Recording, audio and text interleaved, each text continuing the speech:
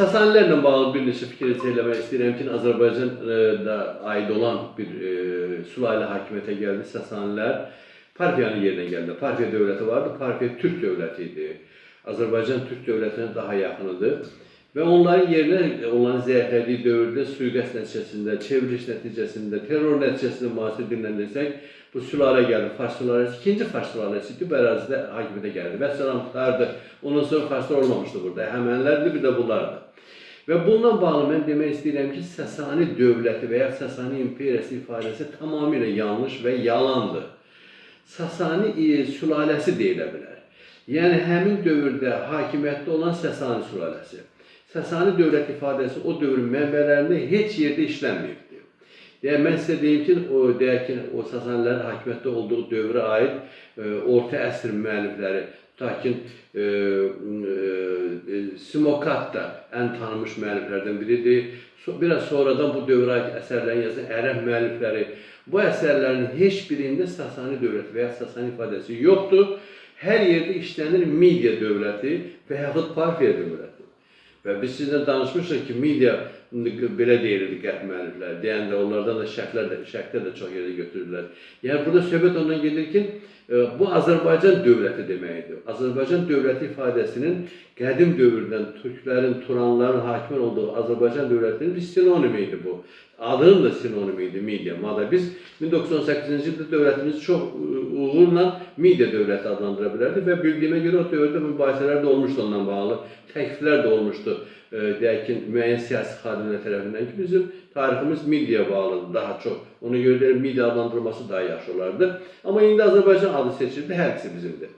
İndi burada söhbət ondan gedir ki, o dövrdə müəlliflər Midiya dövlət ifadəsini işlədirlər. Bu Sasani dövləti deyilənlə bağlı. Sasanilərin hakimiyyətdə olduğu, hakimiyyətdə idi onlar. Hakimiyyəti zəbt eləmişdilər. Və ya Parfiya adısı qalırdı. Çox nadir hallarda bəzi müəlliflər Farsların dövlət ifadəsini işlədirlər.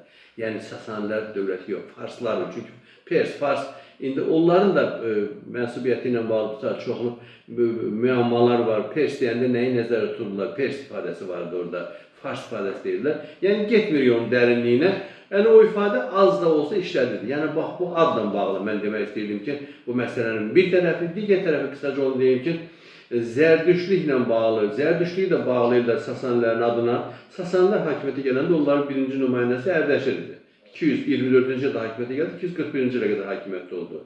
Onun dövrünə qədər Zərdüştlüyü onlar rəsmi din olaraq qəbul etdilər. O vaxta qədər Zərdüştlük Cənubi Azərbaycanın rəsmi dini idi. Azərbaycanın rəsmi dini idi, çünki orada yaranmışdı.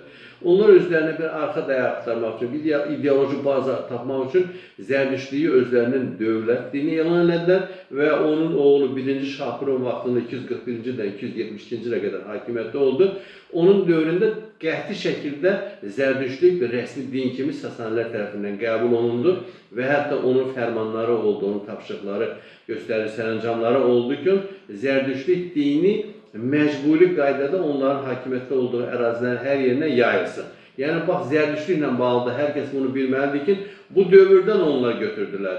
Azərbaycanlıların dinini götürdülər və həmin dövrdə də yandırılmış İskəndərin vaxtında, Makedon İskəndərin vaxtında yandırılmış Avesta kitabını Fars dilinə çevirib ortaya qoydular.